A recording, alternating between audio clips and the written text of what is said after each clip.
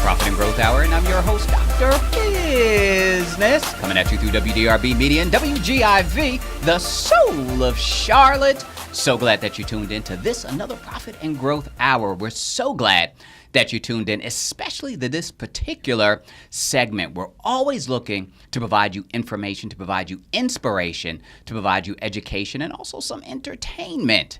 So we're glad that you tuned in with us on today. We have a power-packed show.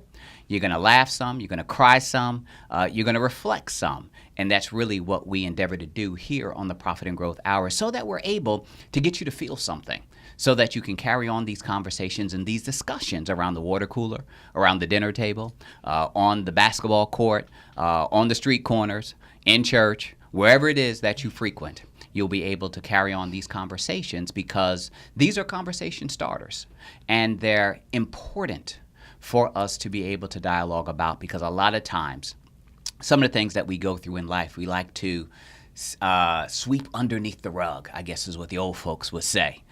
We sweep underneath the rug. We don't share that story. We don't give that testimony. We don't let people know where we came from. Therefore, as a result, resolve is never the case. As a result, people aren't able to relate. People aren't able to find closure. People aren't able to realize that they are not the only ones that are going through that particular situation or circumstance. There's absolutely nothing new under the sun. And whatever it is that you've gone through, whatever it is that you're feeling, whatever it is that that journey, that valley experience that you're currently going through, know that you're not alone, and that there's other people there that are praying for you, that are caring for you, and that have your back. You just need to make sure that you let somebody know. Do not keep it to yourself. We are, in fact, a village. We're a community. We have to look after each other. We got to take care of one another, and we have to be able to share our story. Here in the studio with me is a wonderful woman by the name of Raine Snow.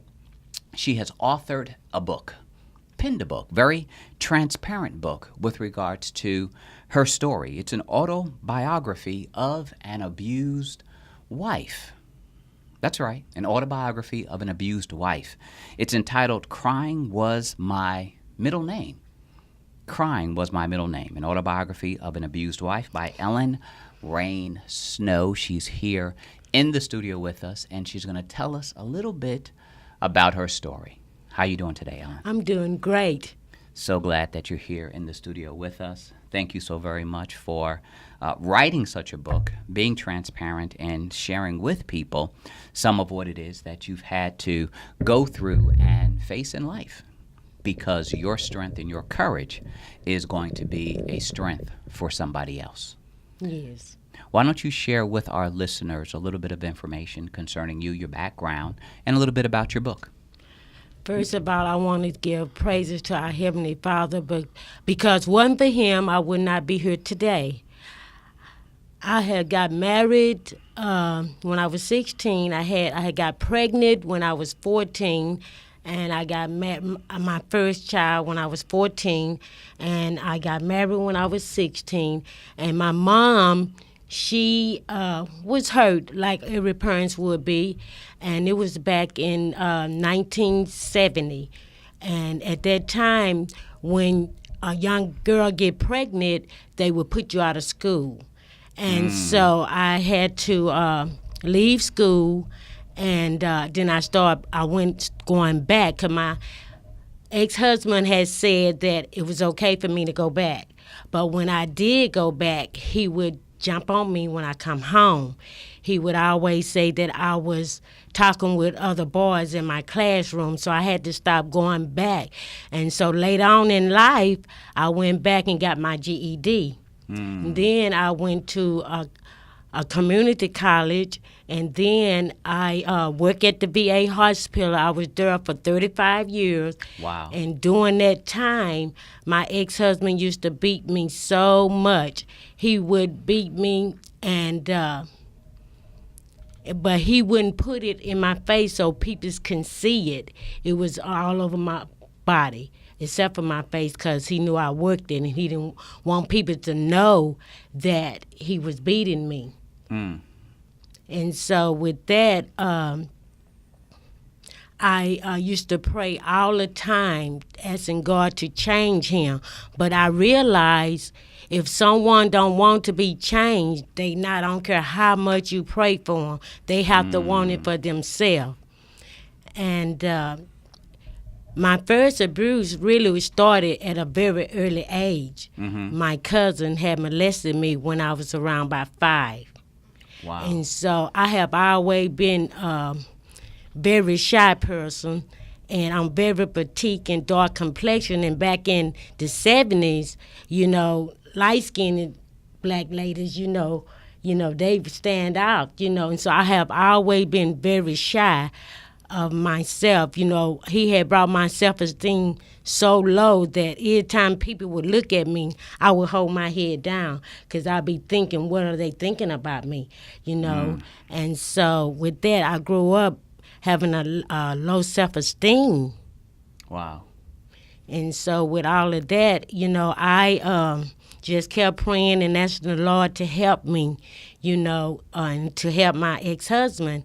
And so they had started putting advertising things on the television show for battered women's. And so it took me a long time to call that number, thinking that he going to change. But he never did. And so one thing my ex-husband did, he didn't mind me going to work in church, but I couldn't go anywhere else. And he didn't even want I couldn't have company unless it be my mom, my sister, or his sisters. And so one day when I had went to work, I have always been independent woman. Although I was married, but I have always been independent. And I had my car, and so my brakes had went out in my car one day, and he said he fixed it. And so I was coming home from work, and the tire came off of my car. And I was so nervous. I'm trying to get home to cook his dinner. I wasn't worried about my safety. I'm trying to hurry up and go home to cook for him before he get home. And so this man had stopped and helped me to fix the wheels on the car. And he said, ma'am, he said, who did this work on your car? I said, my husband. He said, what? Because the bolts, they didn't break off, they just came off. He went a couple of blocks down, and there were the bolts for the screws for the tire, and he put it back on. But when the wheel came out, it hit the cement, and so I couldn't drive it.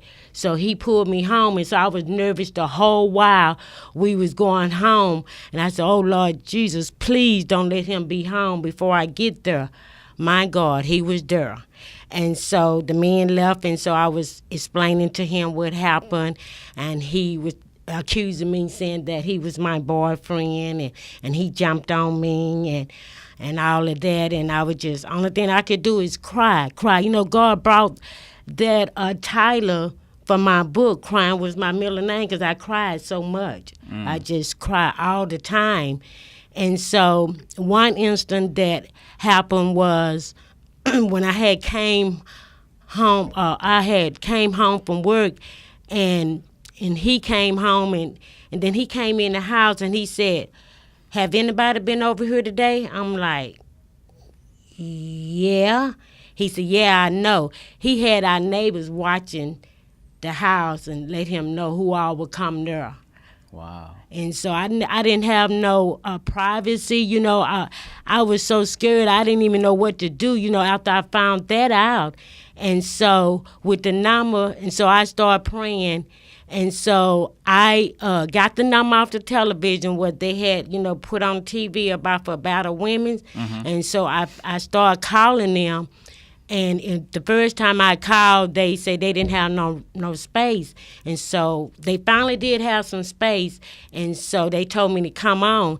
And so I was so scared.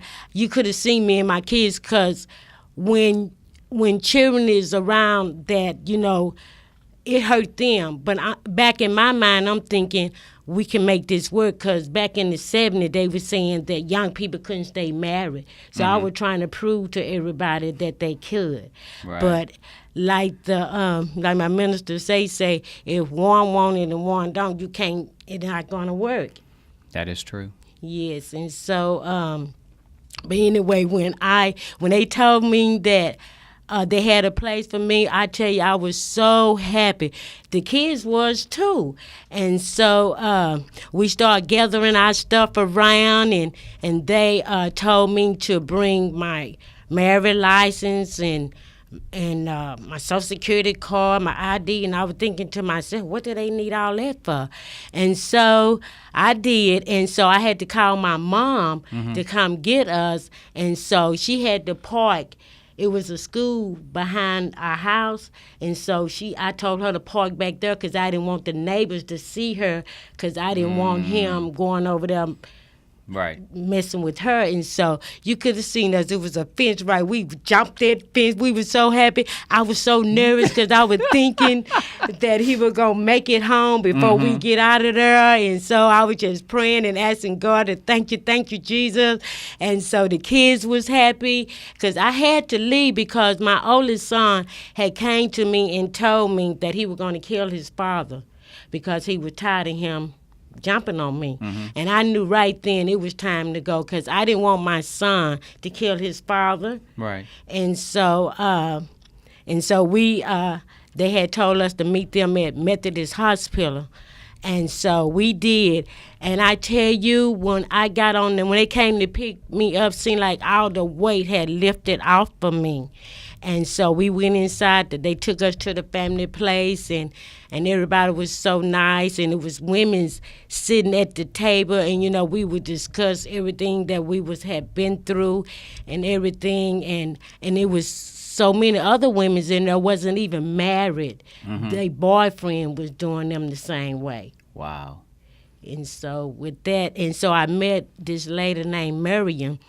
She had came to me and asked me that I want to, but first of all, after we left the family place, they helped me to get my divorce, and this was the very first time that I have really lived alone with my 3 children, and so I got me a place, my first apartment. I tell you, I was so happy, but I was scared. Each time we would walk, because I had to walk them to school, I always would look behind me, seeing was he there. I was always afraid that he was going to find us. Wow. Well, first, thank you for sharing.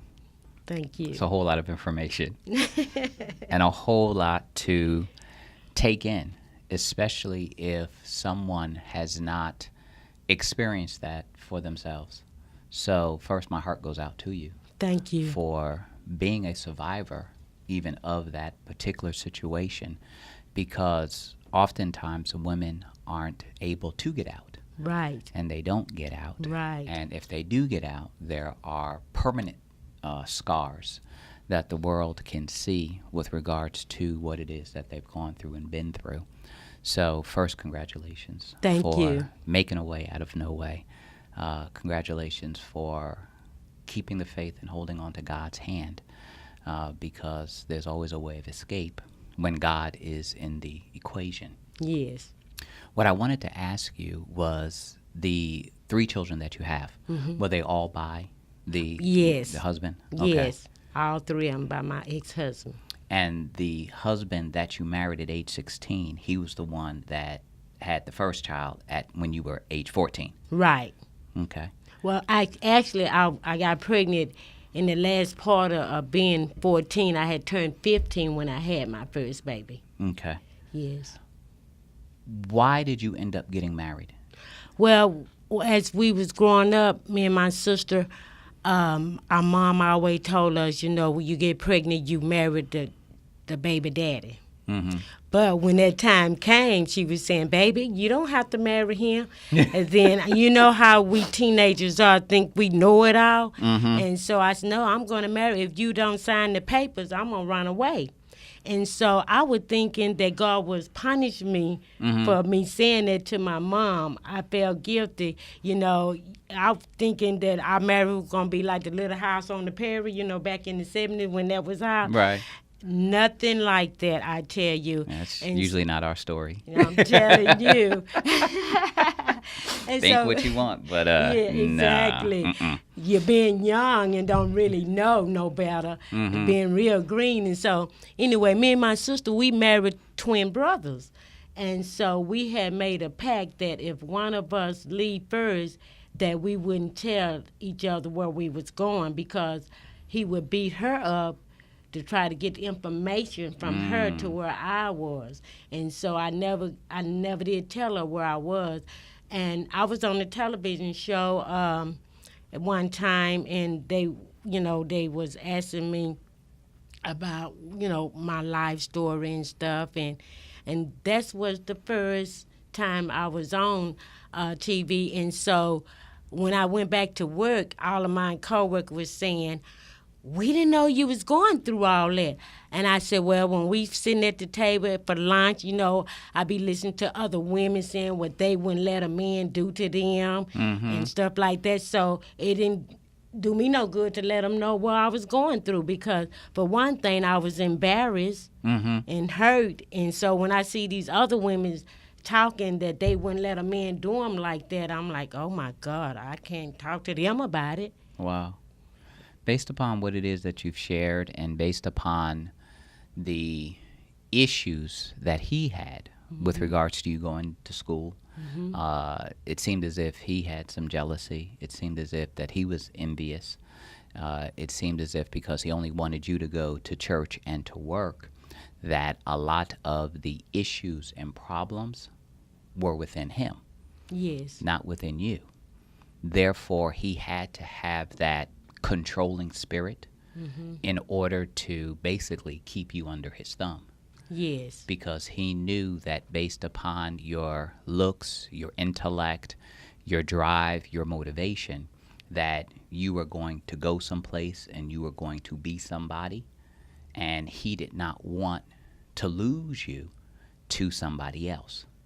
So in order for that not to happen, he had to control you and had to beat you and had to do those horrible things in order to sort of keep you to himself, because he himself was insecure and scared that he was going to end up losing you, because he knew in his own heart of hearts that he was not worthy of you.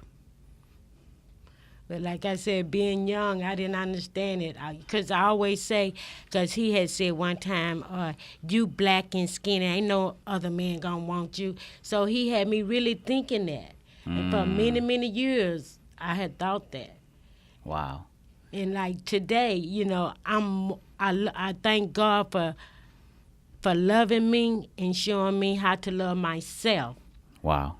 And what I want to express to other women is, don't stay there because of the kids' sake or because of you living in a nice home. God will bless you to have that on your own. You don't have to stay there to take that. That's right. Because material things. That's right. What God has for you is for you. Yes. And the most important thing is your health and the well-being of not only yourself but also of your children. We want to make sure that our listeners have the opportunity to purchase your book. They can always go to Amazon.com and get the book. They can always go to www.snowraine.com, SNOWRAINE.com, and be able to purchase the book. It's entitled Crying Was My Middle Name. It's an autobiography of an abused wife. The author is here in the studio with us, Ellen Raine Snow. Certainly a compelling story, a compelling life.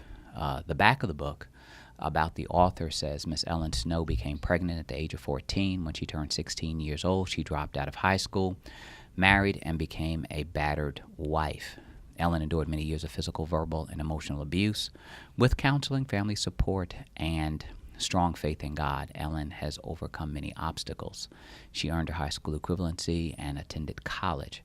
Ellen worked in the medical field for over 25 years, which allowed her to care for those who were hurting, a ministry close to her heart. She is now retired and a faithful Christian and a devoted mother and grandmother. Certainly an inspiring story. we want you to get a hold of this book because it will change your life or change the life of a loved one. Don't go anywhere. We're going to come back, talk some more with Ellen with regards to Crying Was My Middle Name. You're listening to us through the Profit and Growth Hour here on WDRB Media and WGIV, the soul of Charlotte. I am Dr. Bizness, and we'll be right back.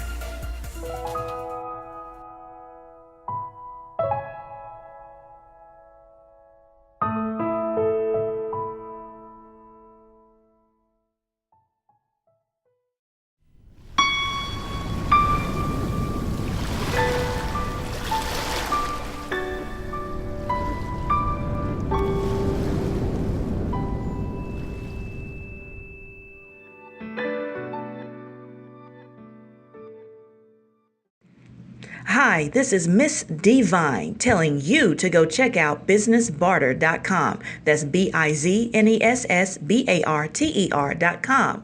Why pay cash when you can trade?